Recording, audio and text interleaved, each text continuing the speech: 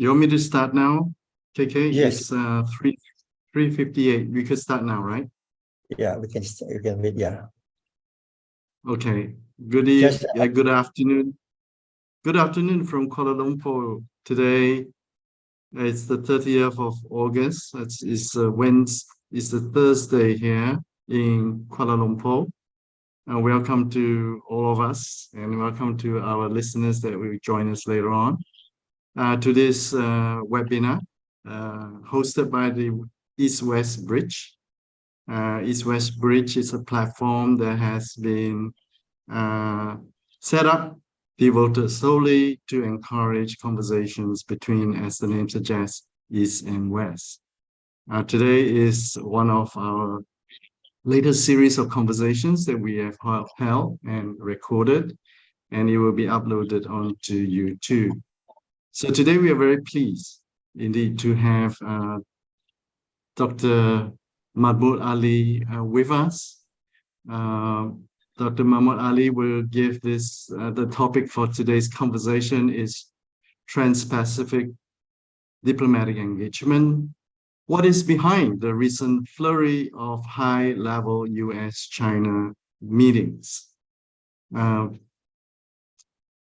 Since June, I think, in my own count, there have been at least 4 of the US cabinet ministers. It started off with Antony Blinken, then I believe it's Janet Yellen and John Kerry, and just only a couple of days or yesterday, Gina Raimondo visited both Beijing and Shanghai. And today we have the UK Foreign Secretary James Cleverly visiting Beijing.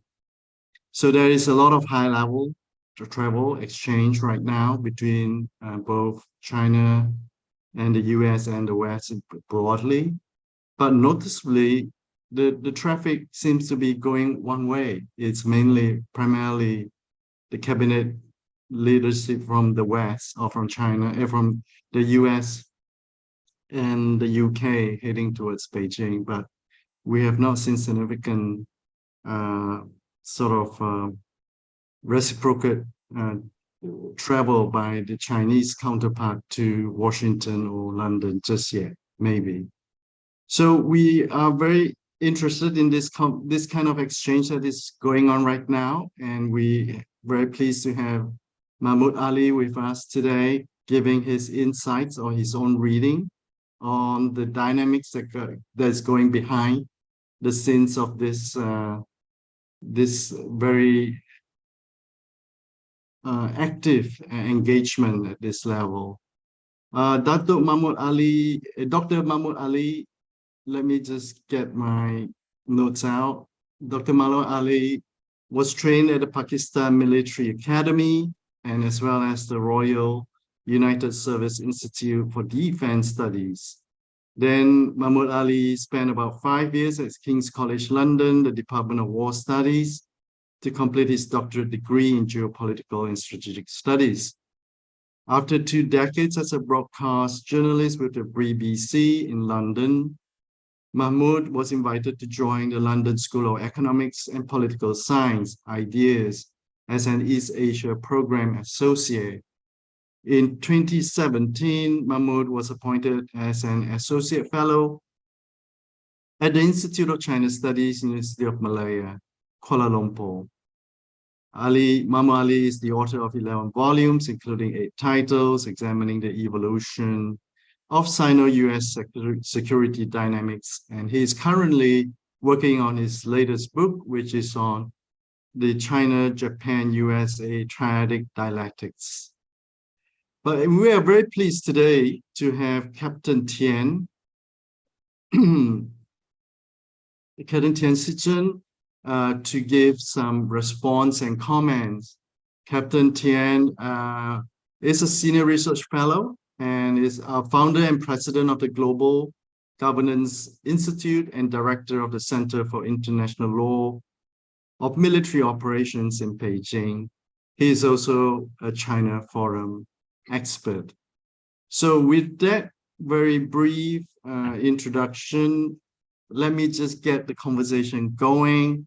Mahmud Ali is going to give us his take for about 25 minutes. And after that, Captain Tian will give some comments.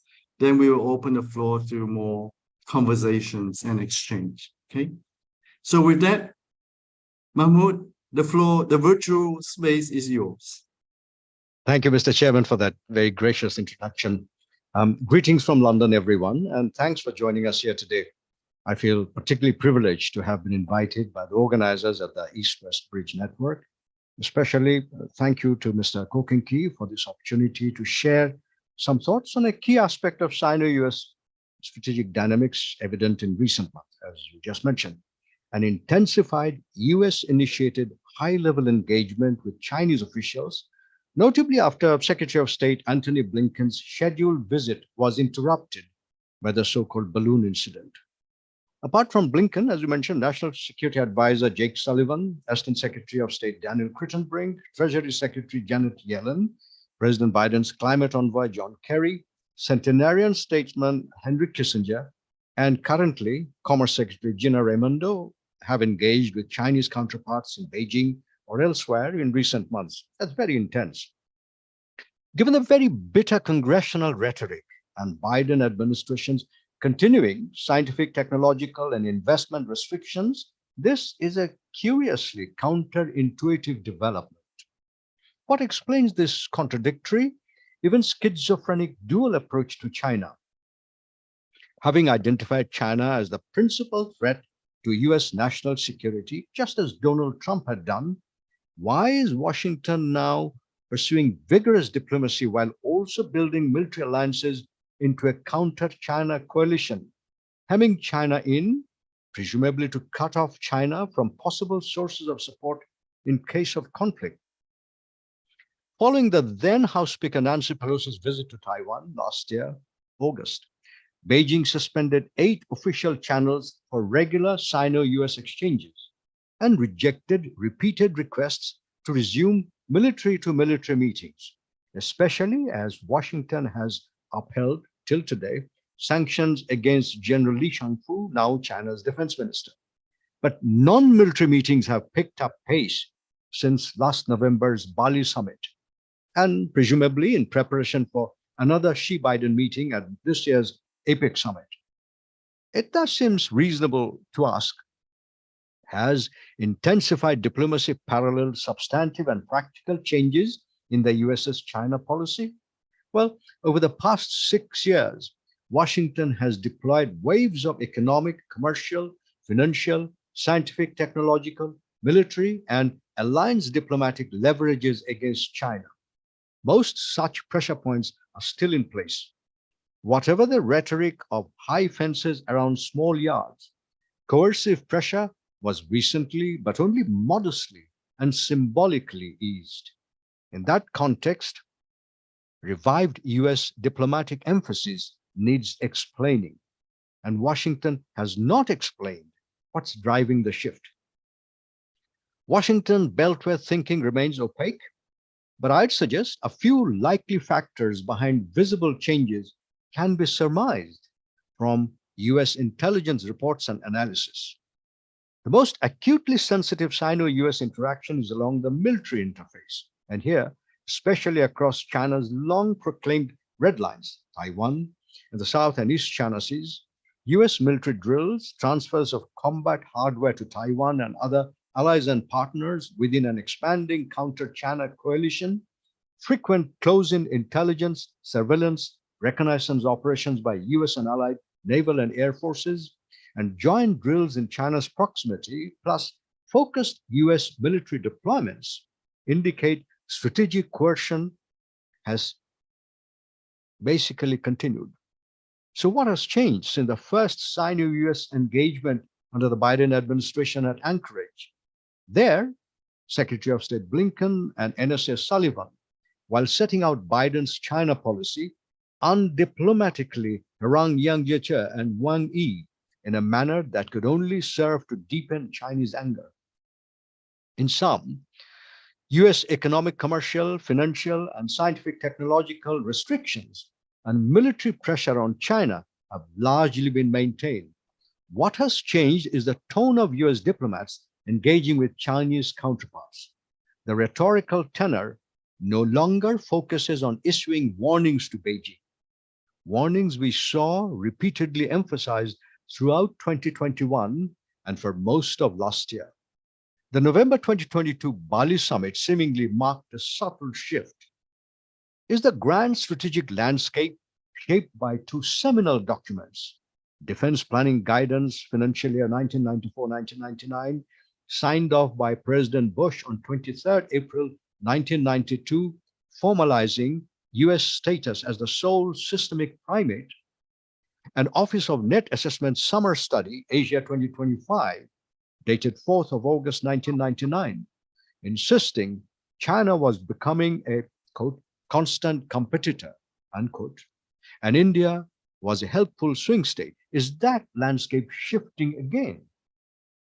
Empirical inquiries examining US intelligence and security documentation, think tank analysis, and media commentary based on official briefings on what China has done, what Beijing has shown itself capable of doing, and what US leaders fear China could do in the future if tensions boiled over, seem to offer at least partial explanations for a modified US approach to China.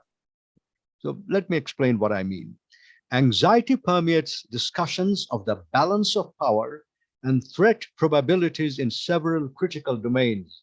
A few examples will illustrate what Hollywood has described as the sum of all fears.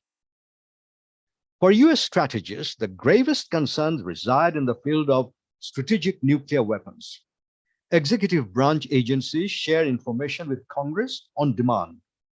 On 26 January this year, responding to a query from the Senate Armed Services Committee, US Strategic Command replied that while in the number of intercontinental ballistic missiles, or ICBMs, in active service, China had not exceeded US numbers. And while the number of nuclear warheads mounted on US ICBMs exceeded Chinese warhead numbers. As of October last year, and I quote, the number of land-based fixed and mobile ICBM launchers in China, such as in the United States, unquote.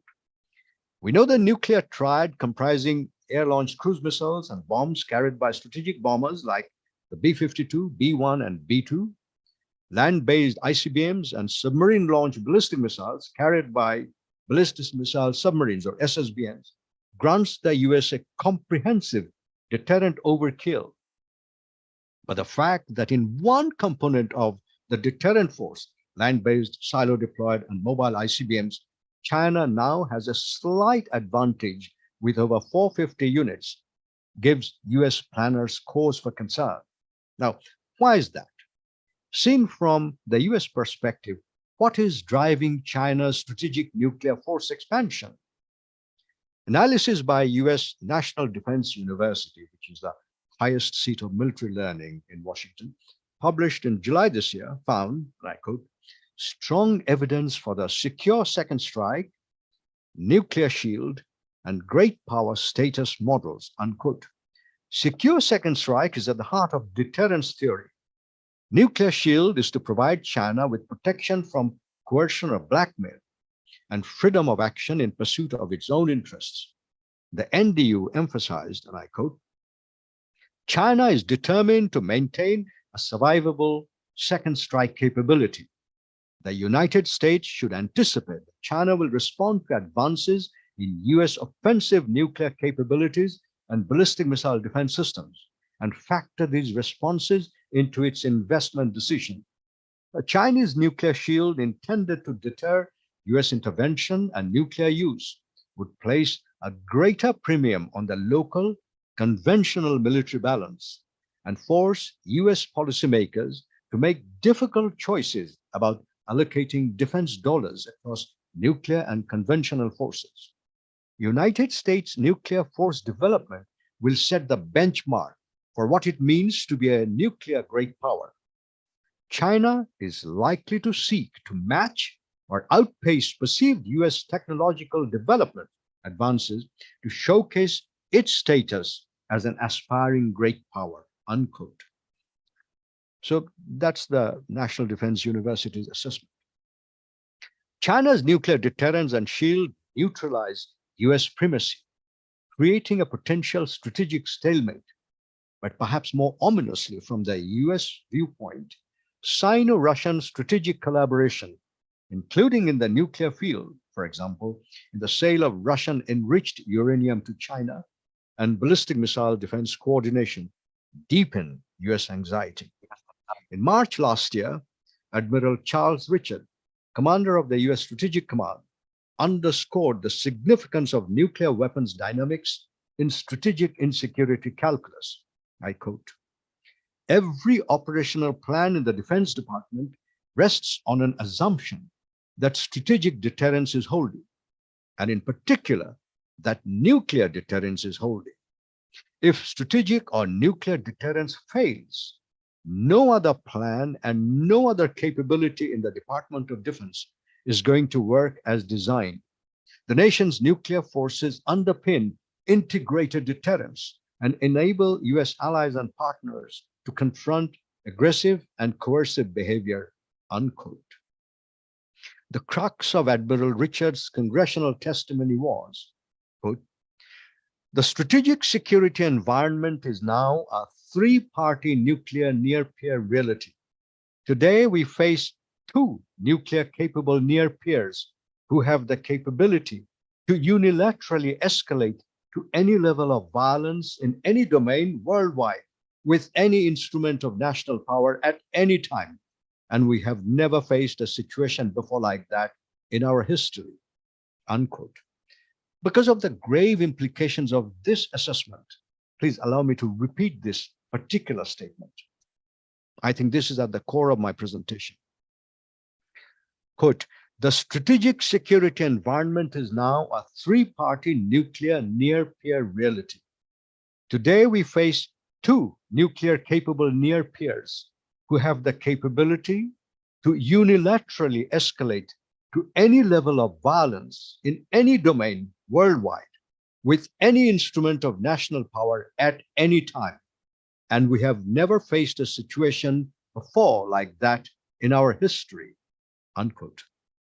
The depth of angst, I would suggest, is very clear. At the same session, in the congressional hearing, General James Dickinson, commander of the US Space Command, described Sino-Russian space activities eroding US space dominance, which had been central to US terrestrial primacy. Quote, "Current PLA development, People's Liberation Army, development, I beg your pardon, is directed towards creating a joint, versatile, professional, and lethal force capable of power projection globally. And the space layer is critical to their efforts.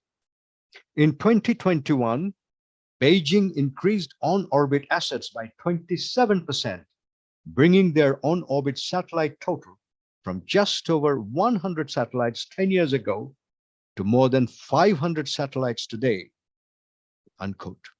General Dickinson went on to elaborate on China's counter-space capability demonstrations, its anti-satellite tests, and hypersonic glide vehicle tests.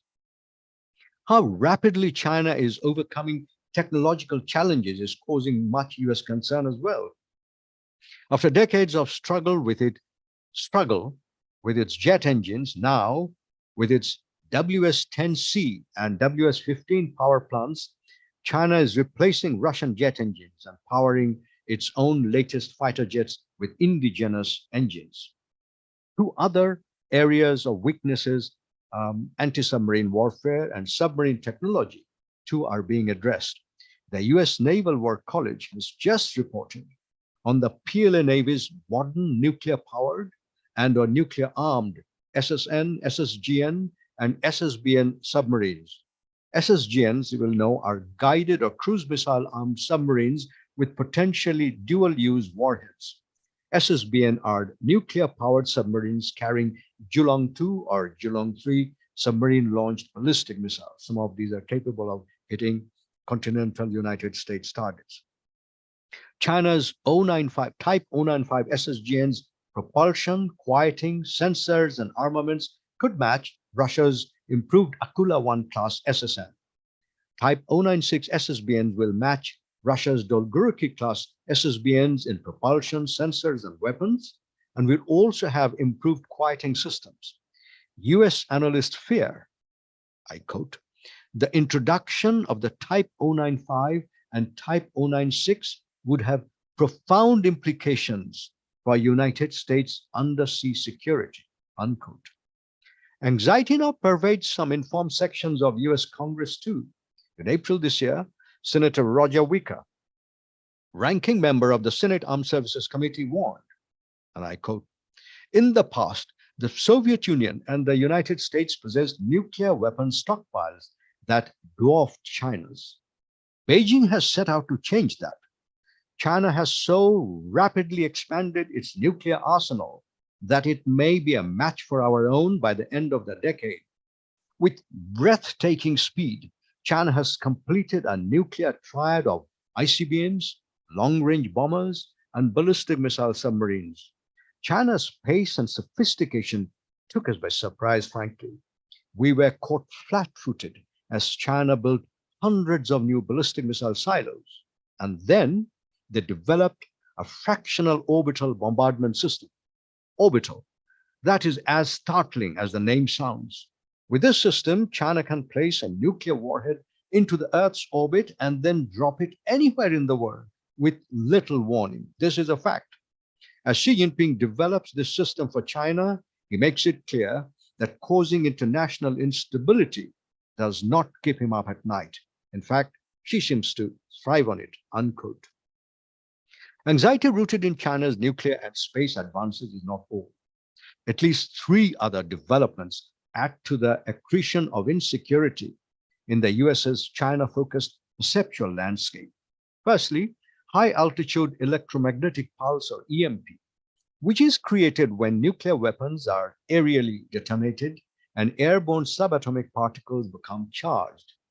Intense charged particle interactions create EMPs that can destroy nearby electrical and electronic gear and networks such as power grids and computer networks. US strategists cite a PLA textbook, Shan Weiguang's The Third World War, Total Information Warfare. Quote, as soon as computer networks come under attack and are destroyed, the country will slip into a state of paralysis and the lives of its people will ground to a halt. Therefore, China should focus on measures to counter computer viruses and nuclear EMP and quickly achieve breakthroughs in those technologies in order to equip China without delay with equivalent deterrence that will enable it to stand up to the military powers in the information age and neutralize and check the deterrence of Western powers, including the United States, unquote. US media, presumably on the strength of background briefings, recently highlighted PRC origin threats of paralyzing EMP first strikes using ballistic missiles or high-altitude balloons. The US National Task Force on EMP Threats insisted, and I quote, the use of cyber warfare and EMP would be the PLA's central strategy against the USA, unquote. And it could be used to, quote, conduct a first strike surprise attack, unquote. A related source of concern is the alleged cyber threat to US power grids. Based on intelligence briefings, the New York Times reported in July this year, just last month, that cyber defenders were hunting for, quote, Chinese malware that could disrupt American military operations, unquote. The so-called Trojan bots, or ticking time bombs, had been installed by PLA-linked hackers into US networks designed to interrupt US military operations and cut off, if the PLA so decided, power, water, and communications to US military bases. Now, I'm just reminded, it's interesting that President Biden recently described China's cooling economy also as a ticking time bomb. But that aside, intelligence officials in the USA insisted that malware could also, quote, affect homes and businesses across the country, unquote. It's not clear to me if China's leaders are aware or how actually effective the malware will be in live operations if they're activated by China. In May this year, information technology giant Microsoft notified it had found infrastructure hacking activities by Chinese hackers in Guam, which will presumably be the principal launch pad for major US military operations against China. But US officials claim actual penetration of US systems had started at least a year earlier, in 2022. George Burns, the deputy director of the US's National Security Agency, warned last month, quote, China is steadfast and determined to penetrate our governments, our companies, and our critical infrastructure, unquote. This is not all. In early June this year, the White House confirmed that China had been running a signals intelligence station in Cuba since 2019, that China has an electronic listening post 100 miles from several important US military command centers in Florida. Startled, quote unquote, legislators, triggering a joint statement from the bipartisan heads of the Senate Intelligence Committee, who were, quote, deeply disturbed, unquote, by China-Cuba cooperation. The US government seems to have known about the listening post for some time, but possibly given Cuba's sovereign rights and the US-led Five Eyes coalition's own intense signals intelligence operations against China, chose not to raise a fuss. Coming on the heels of the balloon controversy, the Cuba-China revelations deepened the US's China-rooted anxiety.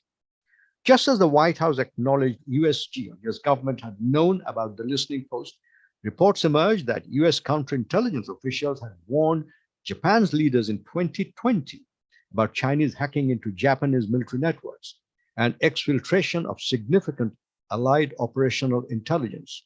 They were so alarmed that important military alliance data had been compromised by Chinese penetration that two senior US officials flew to Tokyo to personally brief the Minister of Defense, who was so disturbed by the details that he asked the US officials to directly brief Prime Minister Kishida Fumio, and they did. Let me then quote the Director of US National Intelligence, whose 2023 annual worldwide threat assessment of the US intelligence community states, quote, China probably currently represents the broadest, most active, and persistent cyber espionage threats to US government and private sector networks. China's cyber pursuits and its industry's export of related technologies increase the threats of aggressive cyber operations against the US homeland. China almost certainly is capable of launching cyber attacks that could disrupt critical infrastructure services within the United States, including against oil and gas pipelines and rail systems, unquote. So in closing, the convergence of intelligence analysis highlighting China's assured second strike capability, deterring the USA from conducting a decapitating first strike, China monitoring its combat-related electronic emissions, perhaps as effectively as the US-allied Five Eyes group surveils China, and China's suspected ability to disrupt critical US infrastructure to delay US force projection near China's maritime periphery may just have persuaded the Biden administration that containing China's strategic breakout may no longer be possible and policy alternatives are needed. Pragmatic elements in Washington may have gained traction in their belief that US-China relations cannot be based on strategic coercion alone, as has been the case for the past 6 years, but must now be managed with a mix of sophisticated diplomacy as well.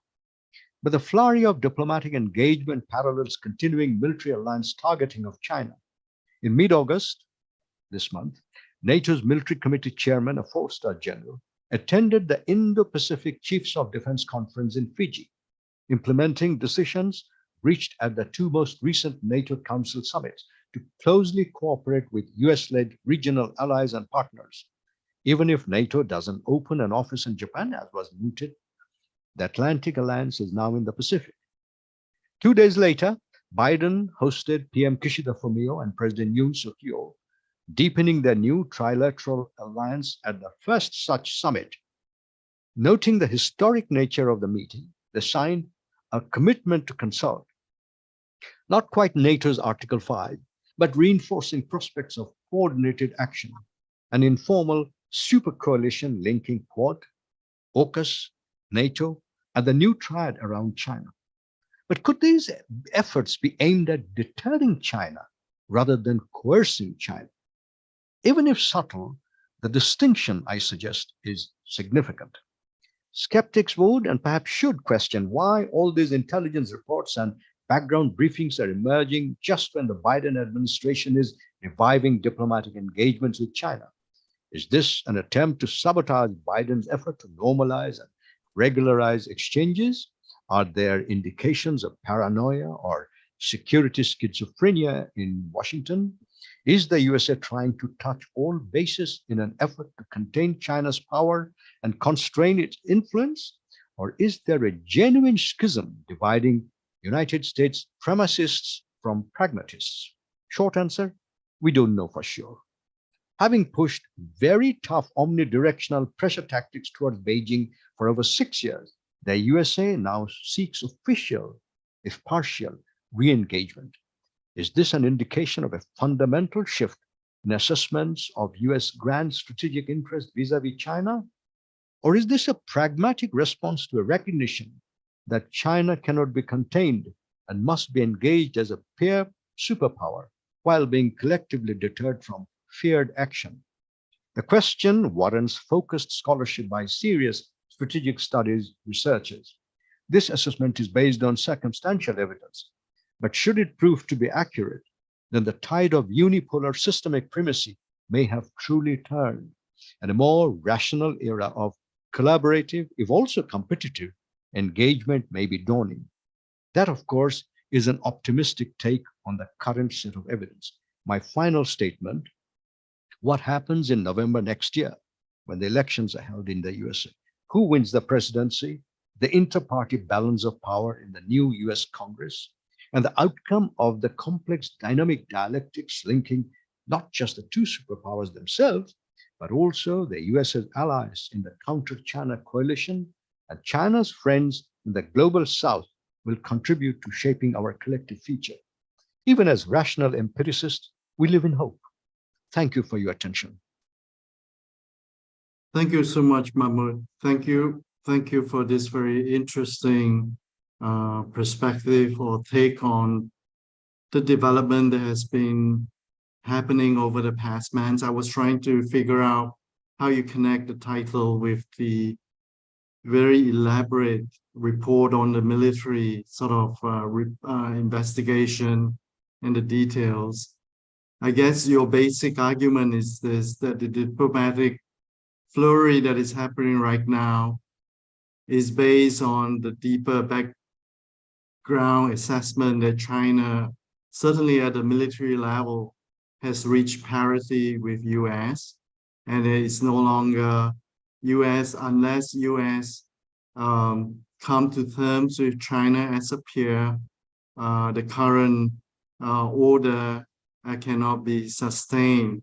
As you said, this could well be, this is one of the reading, and that it is an optimistic reading that the Americans will come to a much more rational realization that because of China's increasing military prowess, the US for a long, long time felt that they were the sole military superpower, and come to this very rational realization that they need to find a way in which to coexist with China. But as you said, this is quite an optimistic kind of reading of the situation. But let's listen to Captain Tian and what Captain Tian has, his take on the developments around, on the data and the reports that you presented just now. Captain Tian, the virtual space is yours now. Thank you. I really, it's very informative. I mean, I really learned a lot from the presentation of Dr. Ali. First, to some extent, let me echo one of Ali's perspective that the reality reflects the weakening effect of the persistent US approach of achieving dominance, or in our propaganda term, hegemony via deterrence. So I think some of the audiences and may have watched a film entitled, South Korea film entitled Snowpiercer. So in this film, I mean, for the US, they have always tried, want to forever maintain the position of upper class. So, I mean, to stay at the head of the trend. But the reality means that they are seeing a kind of the weakening effect of that persistent approach. So consequently, there is the kind of U.S.-China competition. But in my perspective, this U.S.-China rivalry or strategic competition is imposed upon China. I mean, we do not ask for it. And also the US pursuits of the competition is not through fair competition, but by taking extreme approach of not letting China to develop. That's our take. And so in many seminars, webinars of the GGI last year, we are trying to making the narrative of we call it security trap, the setting up of security trap by the United States. What I mean is that to link every normal cultural, economical exchanges with national security concerns, to politicizing every business issues, and also try to help up tensions, not only in the South China Sea, not only in the Asia Pacific, maybe all around the globe, so that the countries of those concerned, persuaded by the United States, and also because of the security trap, they kind of devote more resources to security area. I mean, those resources which or could have been devoted to the economic developments are devoted to the security areas, are devoted to buying more weapons. And also those resources should have been devoted to the humanitarian disasters like in the Pakistan floods, like the Somali famine, or even the fire of California. So those resources, I mean, they should be devoted to development, but because of the security trap, they are devoted to security area. And also for Ali's presentation, I think there is a kind of dilemma. This dilemma has been maintained for quite a long time. I mean, that is a dilemma of strength versus intent. So if you look at the media coverage, and also if you read the articles from some right-wing scholars, like in the War on the Rocks. So, I mean, there are always narrative about China. I mean, strength versus intent. I mean, the logic is that as long as China has the strength, I mean, as long as takes the missile, for example, because the missile has such a kind of range, so China is labeled as being a threat because China has that kind of strength. But China's perspective is that we think what's important, what matters is the intent. What is your intent? Not only strength. I mean, if we apply the same logic to the United States, because the United States has that kind of advanced weapons which can reach globally, then it could be direct the threat to the globe. I mean, if we apply the same logic. And also, I mean, behind those, I mean, narratives from the United States, we also have the concern about the disinformation.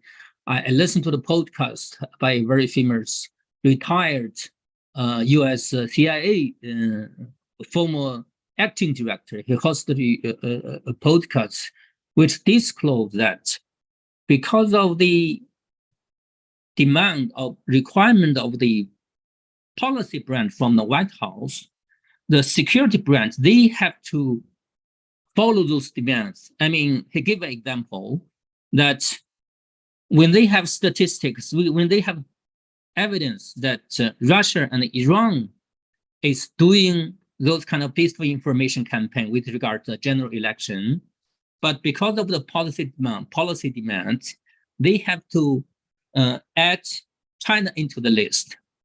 So I think we also have kind of the disinformation campaign, like take another example, like in the Russia-Ukraine conflict. So ever from the start of the Russia-Ukraine conflict, there have been at least 3 waves of reports that China is selling weapons to the United States. Allegations, I mean, those accusations.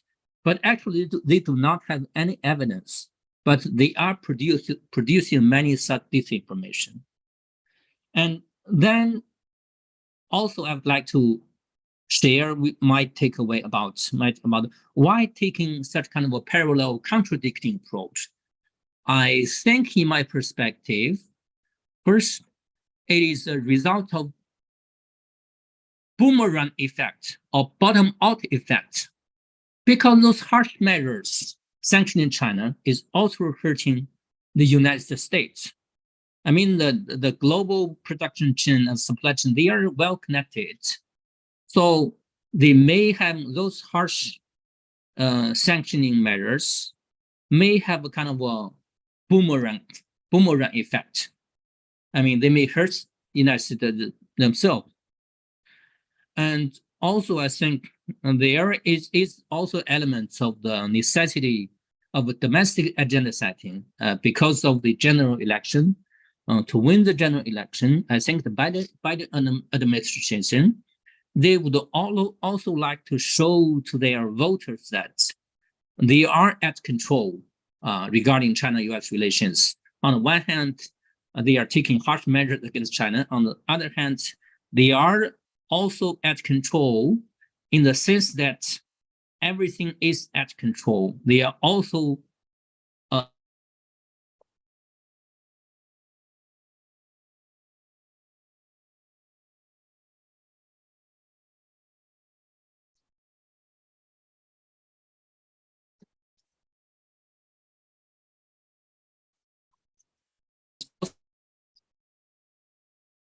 I believe we do have a little bit of an internet sort of disruption from Beijing.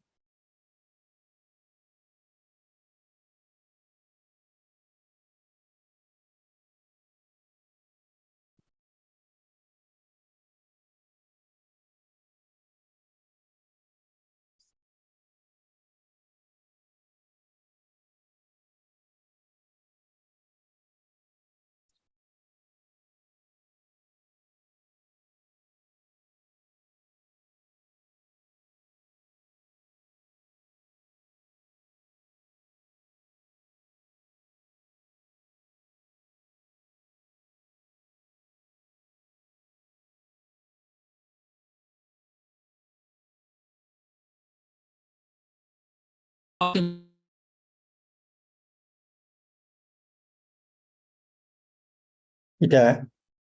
You there? Yeah. Yeah, maybe Yes. you can comment yourself while waiting for Captain Tian. Yep, sure, no problem. Let me pose this based on what I've heard from Captain Tian sort of comments here to Mahmud Ali. I think his overall comment seems to suggest that he doesn't quite think that there is indeed going to be that kind of paradigm shift in terms of how the Americans would view the current U.S.-China rivalry, that it is still fundamentally one that is confrontational, that China needs to be contained. Maybe I would like to pose to Mahmud Ali one of the last point that Captain Tian mentioned about the upcoming election itself. There are so many other contradictory sort of signals that it's being sent out. certainly the report that you presented, how the military side certainly see that China is fast catching up as a peer, and therefore they may need to come to this recognition that they need to treat China as an equal. But yet the political background has such a different message coming out of the United States. Perhaps you want to help us to understand how are you going to how can this be reconciled with the kind of interpretation that you had based on the intelligence report from the military side? Do you think that there is a kind of disjuncture between within the US body politic itself, that one segment is asking for approachment and the other segment would still insist on a very hardline stance on China? Thank you, Peter, and thank you to Captain and Shichen as well. I believe that there is this division, if you like, the mass elite division in most societies, but in America it is particularly pronounced.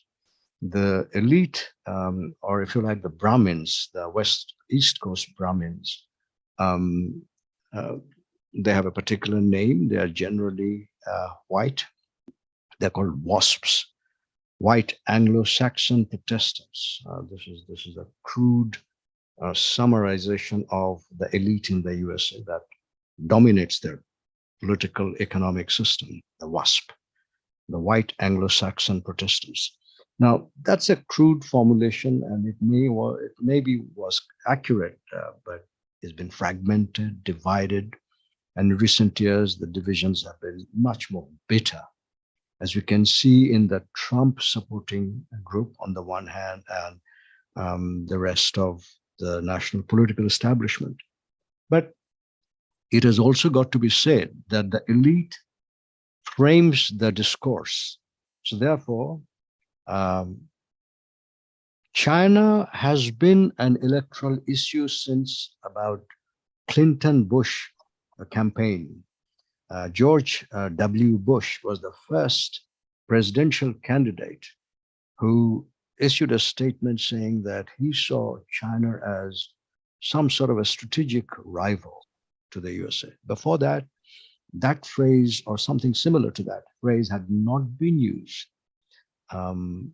since Nixon's time. China had been seen as a friendly, developing country that could be counted on to provide some sort of support in the fundamental struggle against the Soviet Union. But Bush changed the tenor. Now, whether he did that on his own or whether his advisors advised him, I would suggest the latter rather than Bush himself coming up. He had very little exposure to China. After leaving the Air Force National Guard, he joined the oil company, I presume with his father's connection, and his foreign policy exposure was limited. So I would say that he was advised to identify China as something of a challenge that could boost his support within the constituency. Since then, since Bush became president, the fear of China or anxiety about China developed quite rapidly. But then I pointed to two documents. The first was published in 1992. It was a serious seminal post-Cold War document that placed the USA within the international system at the top of the hierarchy. And the USA saw itself as the sole superpower whose status had to be defended primarily militarily in perpetuity, and that no other power. 4 areas were, it was global in perspective, but 4 regions were specified. First was Europe, second was Middle East, third was East Asia.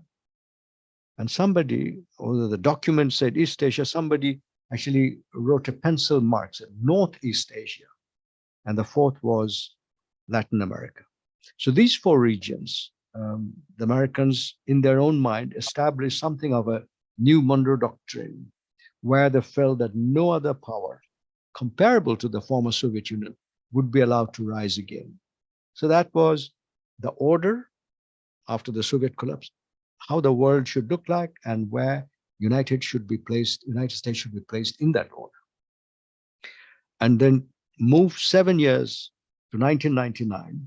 And then you see the Office of Net Assessment, which is the Department of Defense's internal think tank established by Schlesinger, who was a nuclear physicist, became Secretary of Defense. And that think tank looked 30 years ahead and identified major trends which would shape the world a quarter century on, and how the United States could identify its own interests and pursue those interests in the context of the trends developing. And they have an annual 2-week study in the summer. So last week of July, you could say, anyway, so 2 weeks in July, August every year. When everybody else is gone on holidays, then these people gather. They're strategic analysts, and they're drawn from all over America's elite universities and so on. And they identified China as an emergent, continuing contestant or something, competitor, continuing competitor. So in 1999, the core of the US national security establishment had identified China as an emerging challenge to American primacy. So then a lot of things happen, of course. Mahmud, can I just sort of interrupt you? We have got Captain Tian back with us again. Right. I just want to pick up where Captain Tian left. Captain Tian, you were going into your own sort of reading about the upcoming election itself, how it's going to change, perhaps even aggravate the current US-China relations. But I also want to pose, before you continue on that, I just want to pose this question to you, which is the basic Mahmud Ali's thesis, is that he hopes to give this fairly optimistic assessment that perhaps there is a possibility that there is a change in the US mindset at least among some of the elites, that they should really step back and really find a way to coexist with China rather than confronting China as well. So I do not know, from your perspective, do you see any signs of that, of a fundamental shift? Maybe not the whole of the US body policy, but some segments of the US body policy that will want to seek a much less confrontational approach to China. Thank you, Peter, for the very interesting question. Can you hear me first? Yes, I can hear you very well. Good. First, let me finish my last point. Actually, when I speak of the general election, I mean those kind of contradicting signals is also a result of a necessity of a domestic agenda setting. I mean, for Biden administration to win the general election, I think Biden administration, they want to show to their voters that they are at control regarding the China-US relations. On the one hand, they are taking harsh measures. On the other hand, still they are at control. They could also engage positively with China. So I think in addition to the result of the boomerang effect, also I think it's kind of a result of domestic agenda setting. So that's my point on the general election. And finally, to your question, I think how to view this parallel contradicting signals. I think we have a kind of saying in China, and which means lip service versus actions. So actions always speak louder than words. So given the sanctions, given the actions, so many measures for so many years, several years, beginning from the Trump administration along the line of the Biden administration. So I think many Chinese scholars, they have lost trust. So we think that actions speak louder than words. So we do not sense a change, a great shift. So we will look at it as a kind of show. It's just kind of show, try to deliver to both domestic audience and international community. Thank you. Mahmud Ali, you want to be able to try to convince Captain Tian that perhaps there may be some shift, or are they fundamentally the same but you seem to want to suggest that there could be a possibility that there could be the beginning of some change in terms of their posturing towards China, the US posture towards China. Well, I really cannot disagree with Captain Tian's assessment that action always speak louder than words. And the words have shifted, but there's one point about the electoral politics or the dynamics in the, we're just talking about the elite versus popular opinion. If you look at the last 10 odd years, the elites have been talking about China becoming some sort of a challenge to US primacy for some years now. Important news platforms like New York Times, Washington Post, LA Times, Foreign Policy, all these platforms have been occasionally issuing reports saying that China is becoming very powerful, and therefore the subtext is if China becomes very powerful, then the US's relative position declines. Relative position, not absolute position, but relative position. But this was an elite discourse. It was restricted within white-collar academics, scholars, military establishment, and so on. It did not go down into the masses. But then, shortly before Trump became president, in fact, began with Barack Obama's last years. Barack Obama, I think since his visit to Beijing in 2009 and his experience in Copenhagen, the COP15 summit, at which you may remember that he and his OECD developed countries, so-called economically developed countries coalition, had proposed legally final, that is, it could be punishable if it was violated, some sort of a proposal that carbon dioxide emission had to be accepted by everybody. Rich countries would pay some funds to poor countries or sort of industrialized country, but everybody would have to accept a framework whereby carbon dioxide emission would be reduced. And then the basic group, that is Brazil, South Africa, and China and India, these four countries, the four prime ministers, the four leaders, they decided to go against that legally binding framework.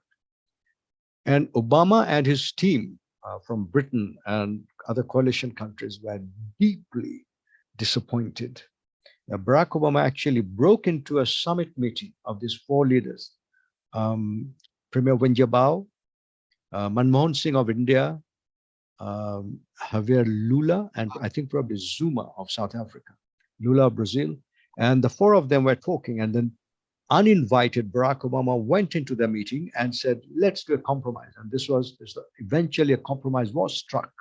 It would not be legally binding. They would, in principle, acknowledge a moral obligation to reduce carbon dioxide emission. And rich countries, which was the basic position, basic means Brazil, South Africa, India, and China, their position was that rich countries must compensate poor country. But the COP15 experience turned Obama and his administration very strongly against China.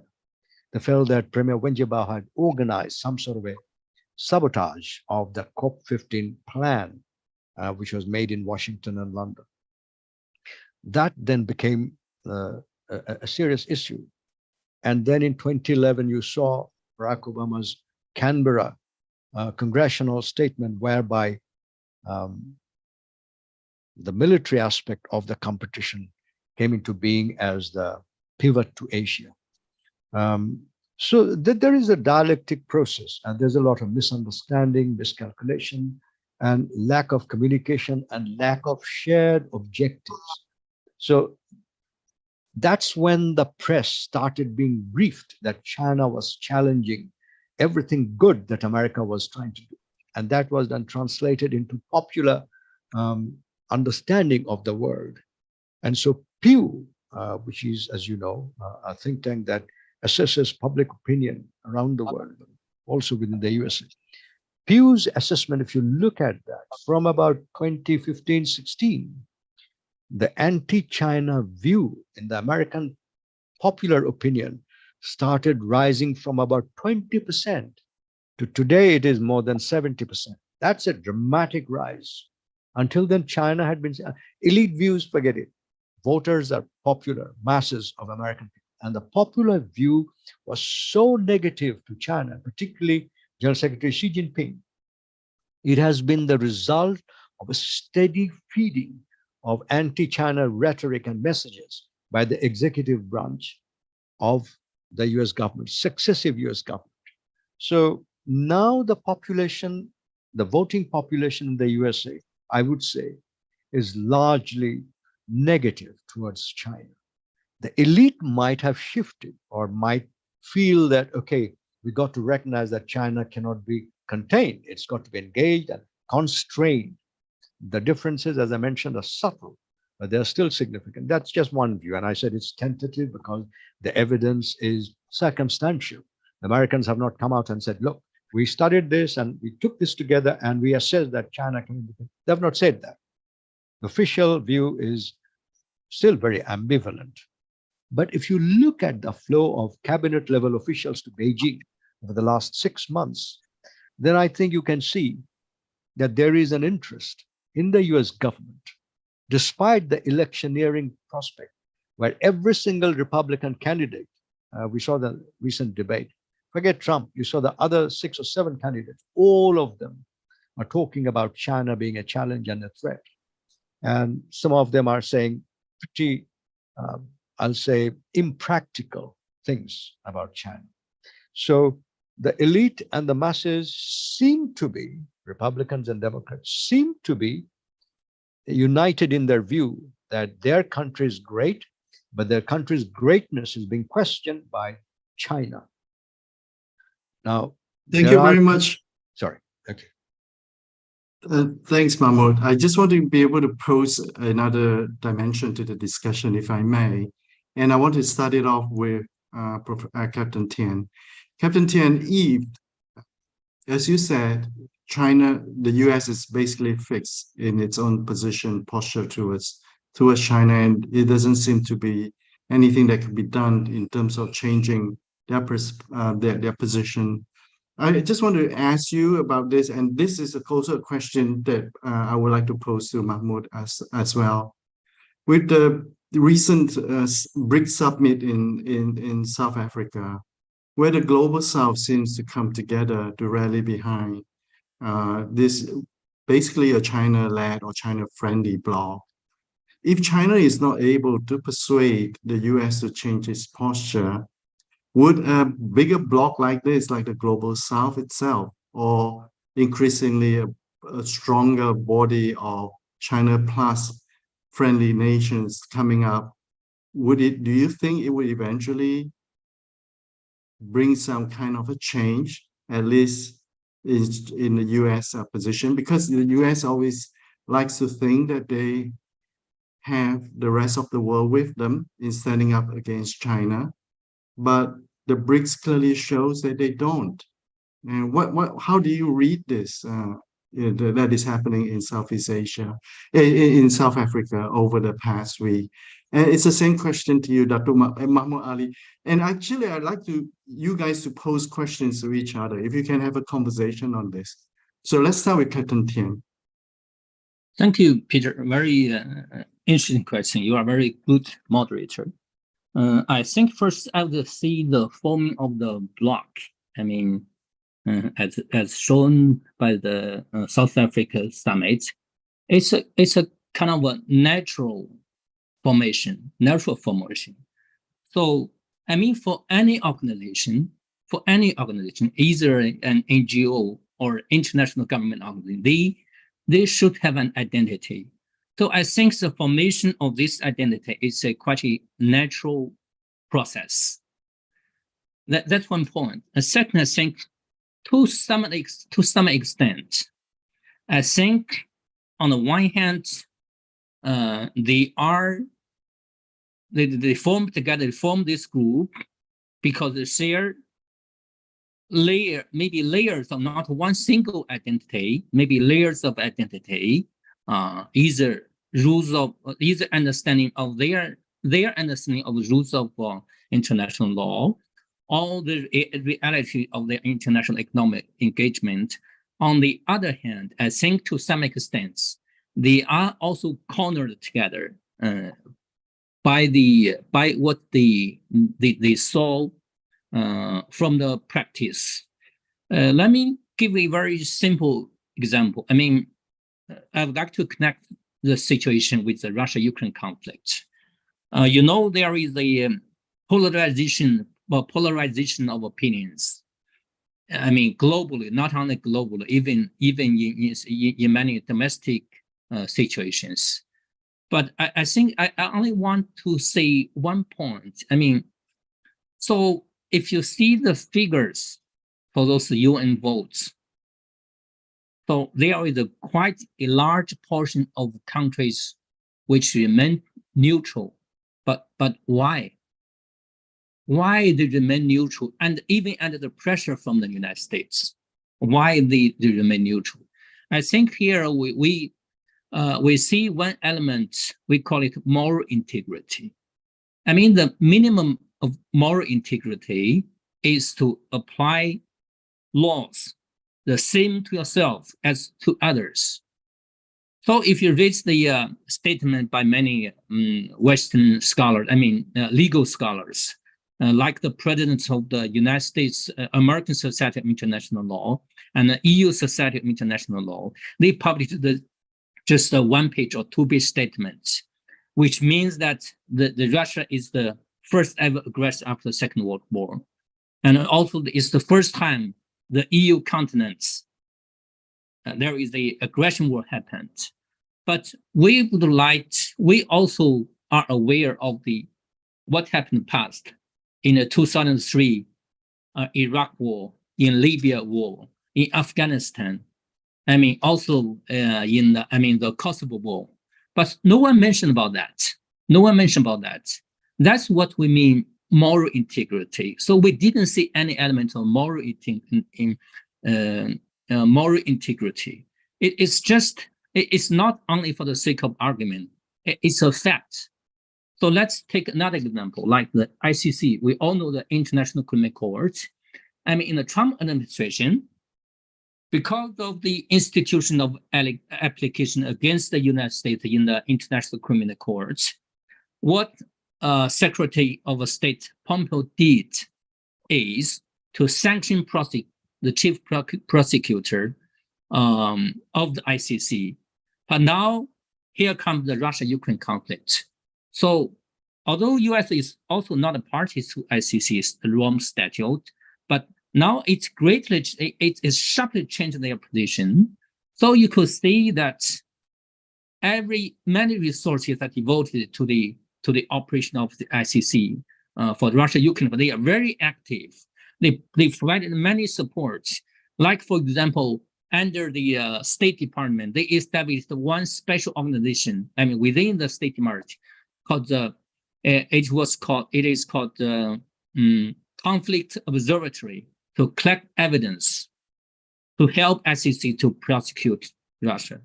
So I think this is the reality. What this is a kind of moral integrity. Because of those moral integrity, I think finally, I think what we would like to see is actions.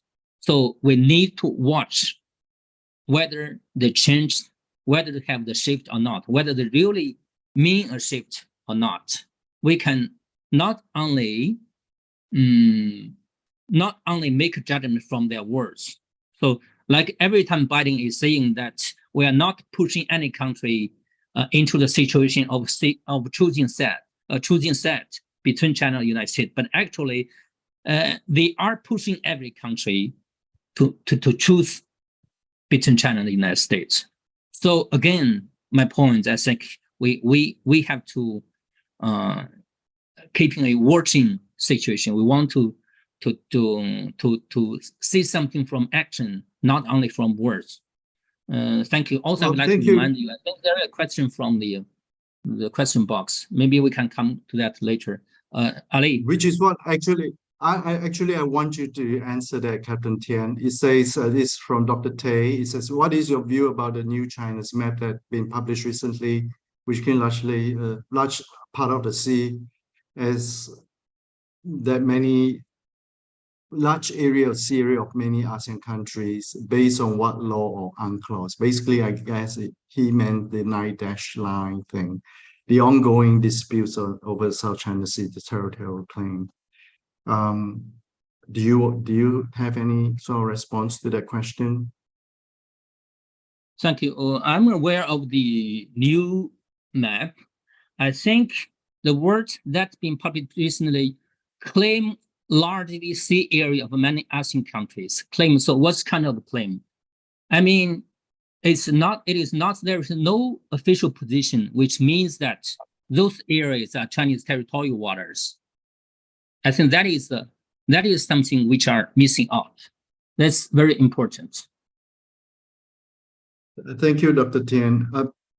Mahmud, do you want to give us your take on the recent BRICS Plus and what is its implication? Do you think this is a game changer, that there could be a shift? You know, we are so used to the paradigm, the US-China rivalry. The Americans say that this is the rivalry that would define the 21st century. And now we are seeing the global South rising up. And you could almost see the contours of the rivalry being changed with BRICS, that it is the global South against the global North that will define the 21st century. How do you read this change? I would suggest that if you look at the origins of BRIC, as it then was, Brazil, Russia, India, and China, that was a recommendation which came from Jim O'Neill, I think. He was the chief economist at Goldman Sachs. He identified these 4 economies as emerging second tier at that time, economies which had such strong complementarities among themselves that if they worked closely together in terms of fiscal and monetary policy, as well as trade, then they could attain a mutual reinforcement so that each of their economy accelerated in its progress and development. And that was essentially what Jim O'Neill suggested. And these governments, to their credit, actually picked up on that, established some sort of ministerial, official level, then cabinet level, and eventually they went into summit level. And then, of course, South Africa joined and became BRICS. There are many differences among these countries. The most prominent one, I have to say, differences are between China and India. And these differences have become quite prominent over the dispute over border, but also in terms of grand strategy. Because I think India has traditionally viewed, I've written about it, traditionally viewed China, not communist China, but China, as a challenge to the emergence of India as a great power in Asia to start with. This perception began in the 1950s when India actually engaged in proxy warfare in Tibet, joining hands with the USA, provided Air Force bases to the USA to combat Chinese operations and organs in the Tibet area. And also then helped USA establish monitoring stations atop mountains in the Himalayas called the Nanda Devi. So these are well-established facts that India and USA have worked very closely together for decades against China. They had shared perceptions of China as a threat, and that began in the late 1940s, or the CPC, later on the PRC. So when India and China find some common ground, then I have to say that is to be welcomed, because for China, India may not be such a significant source of concern. But for India, China is the most significant source of concern. So there is an asymmetry in perception in Delhi and Beijing vis-a-vis each other. So when these two countries find a platform where they can work together to mutual benefit and the benefit of other emerging economies, then I think that's a very positive sign, particularly given the fact that the United States sees India as a major ballast or anchor or bulwark in its efforts to constrain China. So India stands actually in the middle of a number of triangular dynamics. And if China-India relations can be improved via BRICS cooperation, then I'd say that is a great benefit, not only to themselves, but to the emerging world or the global South as a whole. More interestingly, I would say, because China-India relations will always stay in the background, but in the foreground, you have Iran and Saudi Arabia joining BRICS from 1st January next year. That, I think, is a remarkable development. And I would also suggest that China played a role in that, because Saudi-Iran tensions, which have sort of really been the root of many conflicts in the Middle East, in Lebanon, in the Palestinian territories, and of course in Yemen over the last 6 to 7 years. If these two countries, which are both very influential culturally, historically, and now politically, if these two countries can be brought on the same platform and be encouraged and persuaded to cooperate, or at least not fight, then BRICS will truly become, or could become, the nucleus of an alternative to what we have, the great power or superpower core of the international system. But I think there is still some way to go, because BRICS member countries have enormous challenges themselves. And although they're focused on the economics of it, each of these countries is very different politically. They're very, very different. Whereas in the NATO countries, the European, the Anglo-Saxon countries, there is a lot of historical, cultural, linguistic, and ethnic similarities. These BRICS nations are very different societies. They come together because negativity, because they see challenges that they cannot counteract by themselves. That's why they're cooperating. But if by cooperating, they mutually reinforce each other's capabilities and strength and see the benefit of such cooperation, then they could cohere and crystallize into a future center of influence, if not power. So that would be my view of what's happened in Johannesburg.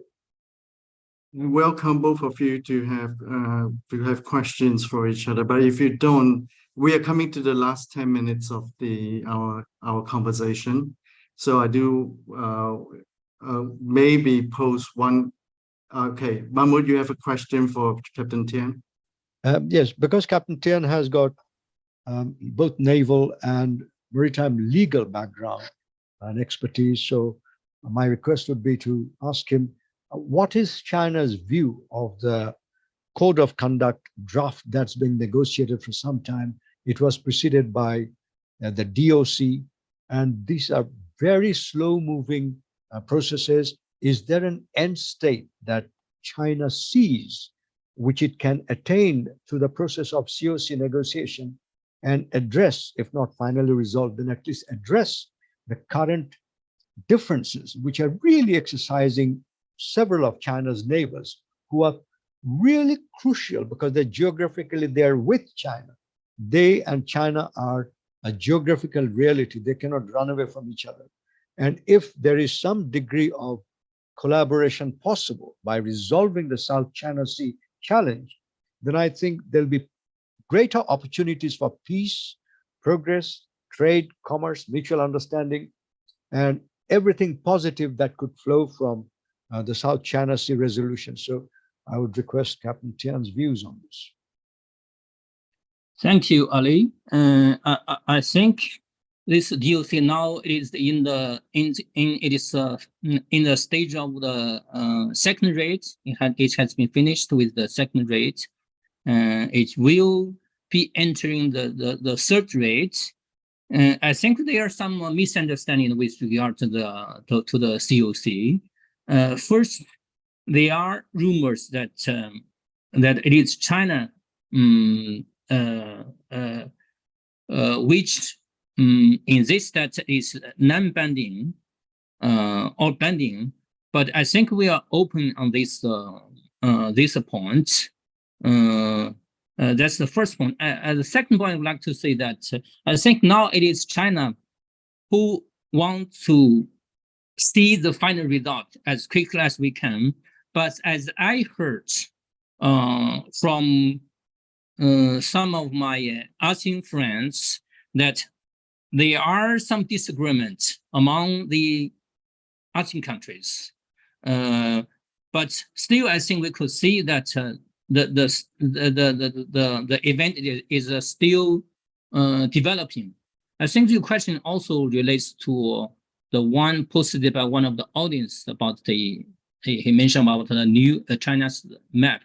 Actually, I think for the new China's map, it's just a reflection of the previous China's stance on South China Sea. It did not claim any new area, and also I think in our understanding, the UNCLOS, it is fully complied with the United Convention on the Law of the Sea. And also one misunderstanding is that many people who do not have legal background think that those international courts or arbitration courts has the authority to decide on the territorial dispute. Actually, they do not. I mean, UNCLOS do not. They do not decide. I mean, UNCLOS do not relate to how to solve several territorial disputes. So each country may claim, make their claim based on their understanding of the UNCLOS. So, I mean, if you read the question, he says the claim largest sea area of many ASEAN countries. So both sides could ask the same question. So what are the basis of those sea areas which you claim? I think every country is maintaining their own position. Now that's the source of the dispute. We need to sit down to discuss about that. But that does not mean, because China is a big country, that China should make compromise on the territorial disputes in South China Sea. I think our late leader Deng Xiaoping has made a very good point. Let's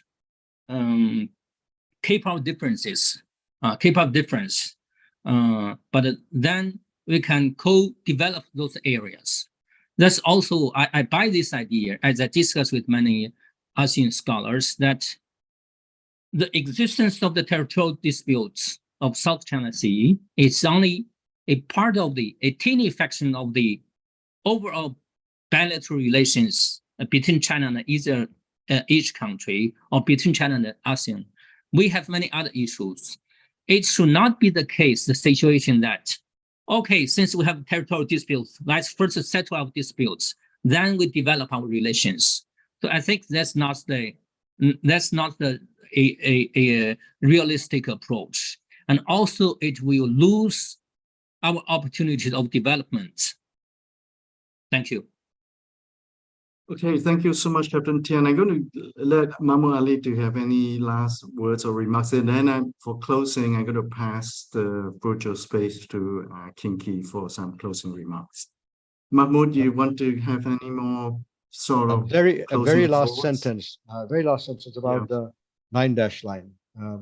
In 1950, Ho Chi Minh made a request to Chairman Mao to consider the friendly relations between Vietnam, or DRV, Democratic Republic of Vietnam as it then was, and China, and remove the northwestern 2 dashes of the originally 11-dash line drawn up by KMT.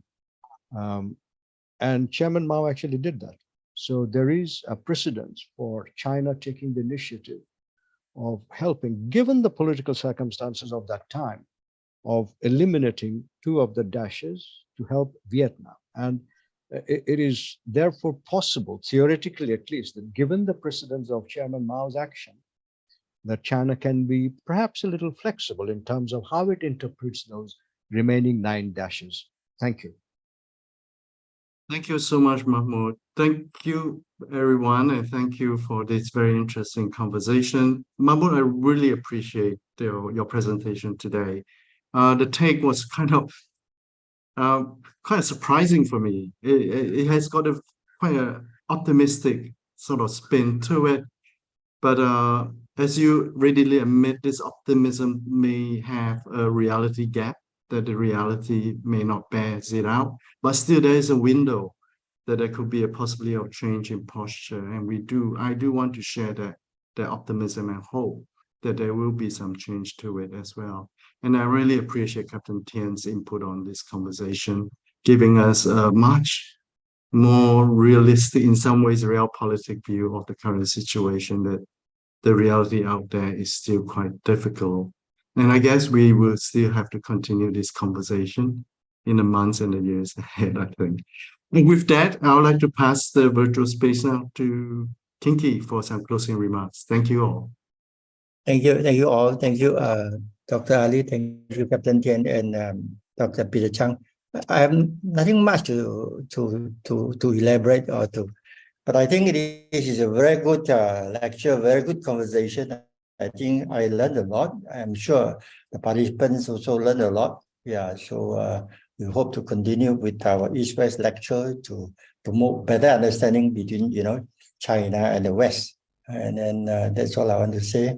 And before we say goodbye, can we take a group photo? The host, can we take a group photo? Yeah, everybody. Yeah. Okay. Done. Chang, is it done? Well, let me see. I presume. Let me take myself. Okay, I presume it's done. Okay, thank you. With that, I say Good goodbye to evening and everyone. have a good rest of the day, Mahmoud. Bye Very now. good, great moderation. Thank you. Thank you very much.